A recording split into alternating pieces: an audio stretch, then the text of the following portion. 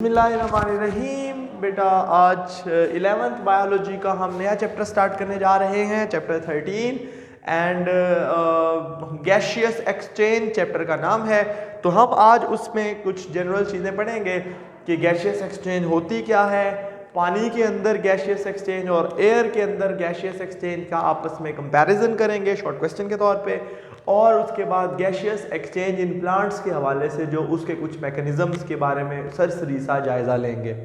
तो अगर हम स्टार्ट करें व्हाट इज़ गैशियस एक्सचेंज, तो आपने ये देखना है द एक्सचेंज ऑफ एयर, तबादला करना, exchange of gases between organisms and their environment.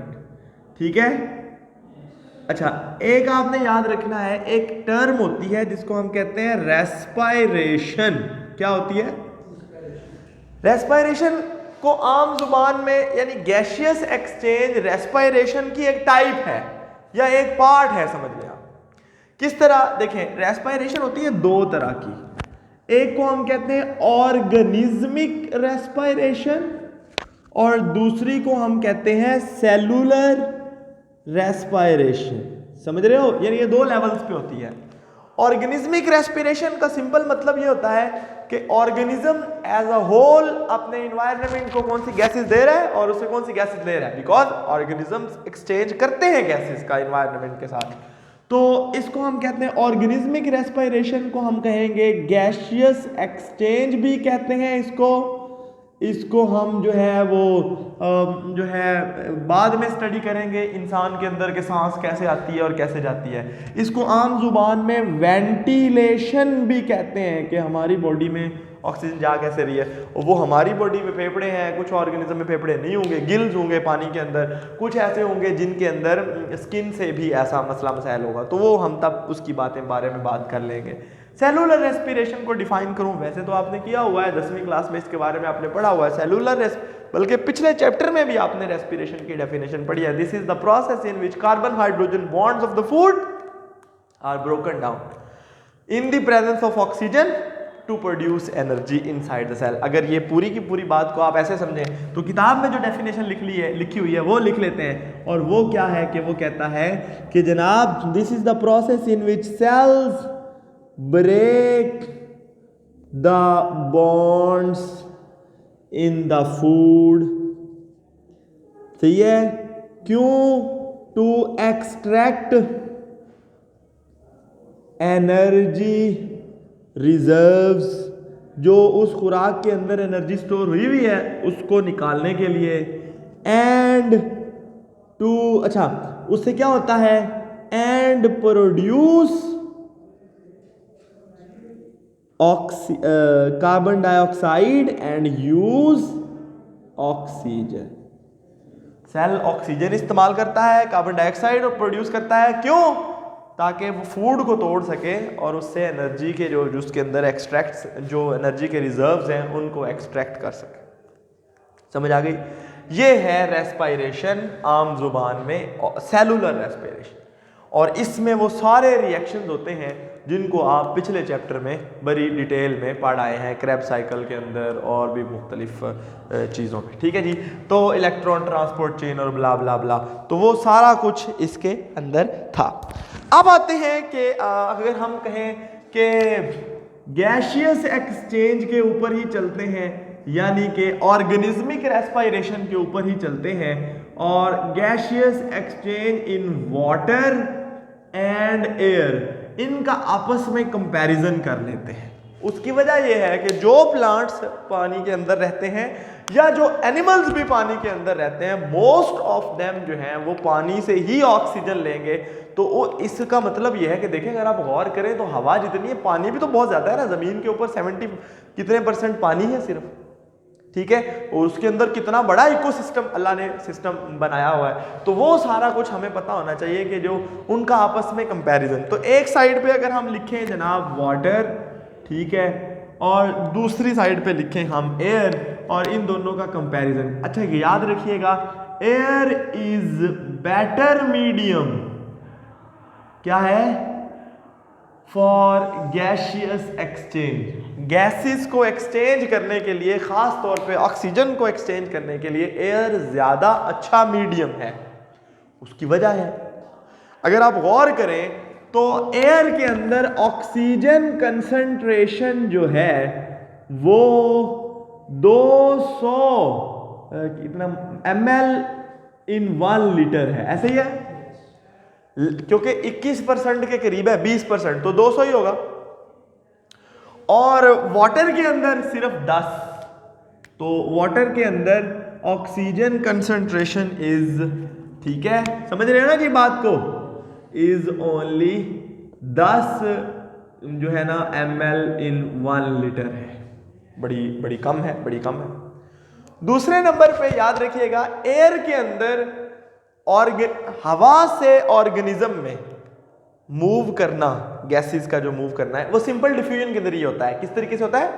Diffusion के जरिए। और याद रखिएगा डिफ्यूजन के जरिए होता है, और डिफ्यूजन क्या होता है? Higher concentration to lower concentration. तो हवा के अंदर गैसें जल्दी डिफ्यूज कर जाती हैं, उनकी डिफ्यूजन स्पीडीली हो जाती है पानी की निस्बत, सही है। तो आप ये लिखेंगे गैसेस डिफ्यूज मोर क्विकली, नहीं लिखना चाहिए क्विकली, क्योंकि मोर और क्विकली का मतलब एक ही बनता है, ठीक है। उन्होंने मोर क्विकली लिखा, लेकिन चलो मोर क्विकली लिख लेते हैं, हालांकि बस या मोर लिख लो या क्विकली लिख लो, एक ही बात है। अच्छा, क्विकली जो गैसेस हैं वो तेजी से, कहते हैं कि 8000 गुना पानी की निस्बत गैसें हवा के अंदर ज्यादा स्पीड से मूव करती हैं। क्यों? क्योंकि वाटर ज्यादा डेंस है, वाटर की डेंसिटी हवा की डेंसिटी से 8000 गुना ज्यादा है। एक तो ऑक्सीजन पहले थोड़ी है, दूसरा उसके अंदर डिफ्यूजन इतनी स्पीड से नहीं होती, और ये सारी सूरत हाल है जो आपको लग गई पता। इसके अलावा अगर आप, बाकी सारा कुछ सेम है तकरीबन, बस आखिरी चीज है वाटर, यानी आप कहेंगे वाटर इज डेंसर, यानी हवा की निस्बत जो है वो ज्यादा, इस डेंसिटी भी ज्यादा है और हवा की यानी 8000 गुना डेंसर देन एयर, और इसी तरह 50 गुना विस्कोसिटी देन एयर, हवा की निस्बत वो 50 गुना ज्यादा विस्कस भी है। ये सारे फैक्टर हैं जो पानी को कम, यानी उसको इतना अच्छा medium for the gaseous exchange नहीं साबित करते, हवा को उसकी निस्बत अच्छा मीडियम साबित करते हैं। ठीक है जनाब, 3 पॉइंट्स हैं, आपने समझ लिए। अब आते हैं कि गैसियस एक्सचेंज इन प्लांट्स किस तरह से है। वो ही पुराना कॉन्सेप्ट है, 10वीं क्लास में बड़ी डिटेल में आपने पढ़ा हुआ है। मैं सारे को थोड़ा थोड़ा रिवाइज करूंगा और बस आपके दिमाग में ये बातें आ जाएंगी, थोड़ी बहुत शायद कुछ एडिशनल इंफॉर्मेशन भी हो। तो याद रखना, जो प्लांट्स हैं वो खुश्की पे भी रहते हैं और पानी में भी रहते हैं। होता ये है कि जो प्लांट है ना, उनके ये फर्ज किया उसकी एपिडर्मिस है ऊपर वाली, ठीक है ना, और ये उनके मीजोफिल सेल्स हैं, ठीक है, और जो पैलिसेड मीजोफिल और एलिप्सॉइडल मीजोफिल वगैरह वगैरह, ये उसकी लोअर एपिडर्मिस है। और लोअर एपिडर्मिस में होते हैं, लोअर एपिडर्मिस में क्या होते हैं? स्टोमेटा। क्या होते हैं? स्टोमेटा। तो प्लांट्स के अंदर सबसे पहला जो मैकेनिज्म है फॉर द गैसियस एक्सचेंज वो है स्टोमेटा।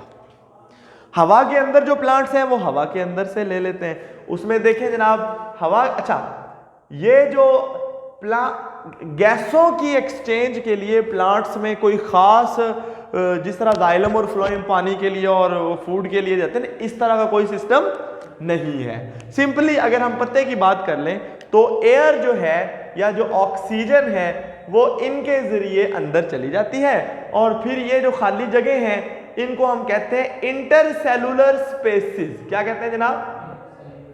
Intercellular space. इनके अंदर जमा हो जाती है और वहां से सेल्स डिफ्यूजन के जरिए अपनी मर्जी से लेते रहते हैं। अगर आप गौर करें तो मैंने 3 पॉइंट्स यहां पे आपको बता दिए, मैं लिख नहीं रहा। पहला पॉइंट क्या है, चलो मैं लिख देता हूं कि air moves in by diffusion, ठीक है, यहां बाहर से आ गई, दूसरे नंबर पे वो जो ऑक्सीजन है दैट इज accumulated, वो यहां जमा होती है इन इंटरसेलुलर स्पेसिस। और तीसरे नंबर पे cells take that oxygen by simple diffusion method. तो आपको स्टोमेटा के जरिए पता लग गया कि जनाब ऑक्सीजन किस तरह से गैसियस एक्सचेंज जो है वो होती है। एक बात और याद रखना कि स्टोमेटा मेन चीज है, तकरीबन 12,000 स्टोमेटा होते हैं इन 1 क्यूबिक सेंटीमीटर क्यूब। तो आपको पता चल गया, ठीक है, तंबाकू के अंदर, सही है, 1 सेंटीमीटर क्यूब जो स्क्वायर, ठीक है, क्योंकि क्यूब तो वैसे आ जाता है, स्क्वायर सरफेस एरिया के लिए होता है। हाँ, तो 1 सेंटीमीटर स्क्वायर में 12,000 स्टोमेटा होते हैं तंबाकू के अंदर, ठीक है। तो आप सोचें कि ये कितनी एक्सचेंज करते हैं। और ये जो इंटरसेलुलर स्पेसिस है ये भी बहुत ज्यादा होती हैं। कई दफा कहा जाता है कि 40% एक पत्ते का जो वॉल्यूम होता है ना, जितना पत्ते ने 40% जो टोटल इस वॉल्यूम घेरा होता है उसका 40% जो है वो कहां से आता है, यानी स्टोमेटा नहीं, इंटरसेलुलर स्पेसिस, ये जो सेल्स के दरमियान की खाली जगह होती है इनका होता है, ठीक है। अच्छा, कुछ पत्ते ऐसे होते हैं, ये तो पत्तों की बात हो गई। अगर हम देखें स्टेम की बात, स्टेम के गिर्द होती है लकड़ी, उसकी जो कॉर्क होती है वो डेड सेल्स की बनी होती है। तो उनके अंदर खास किस्म के और सेल्स सुराख होते हैं जिनको हम कहते हैं लेंटी सेल्स। क्या कहते हैं जनाब? हम कहेंगे these are the specialised pores, special pores in woody stems, समझ गए हो, एंड मैच्योर रूट्स, इनके जरिए भी गैसियस एक्सचेंज होती है। और जड़ें किस तरह करती हैं? अगर जो जड़ें हवा गैसियस एक्सचेंज किस तरह करती हैं, तो जनाब रूट्स जो हैं पौधों की, वो जो मिट्टी के दरमियान जो खाली जगह होती है ना, मिट्टी के जर्रात के दरमियान माइक्रोस्कोपिक खाली जगह होती हैं, तो वो वहां से लेती हैं, ठीक है। The air present between soil particles, सही है, और उसी को ही अपनी कार्बन डाइऑक्साइड भी देती हैं। और आखिर में जो पौधे पानी के अंदर रहते हैं वो क्या करते हैं, तो वो पानी के अंदर से ही लेते हैं और पानी को अंदर को ही कार्बन डाइऑक्साइड दे देते हैं।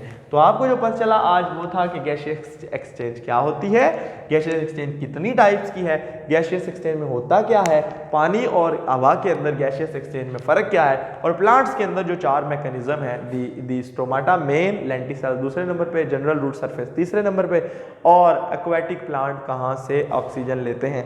आपको समझ आ गया, उम्मीद है आपको आज का लेक्चर पसंद आया होगा। आपसे मुलाकात होगी इंशाल्लाह कल। इजाज़त दीजिए, अल्लाह।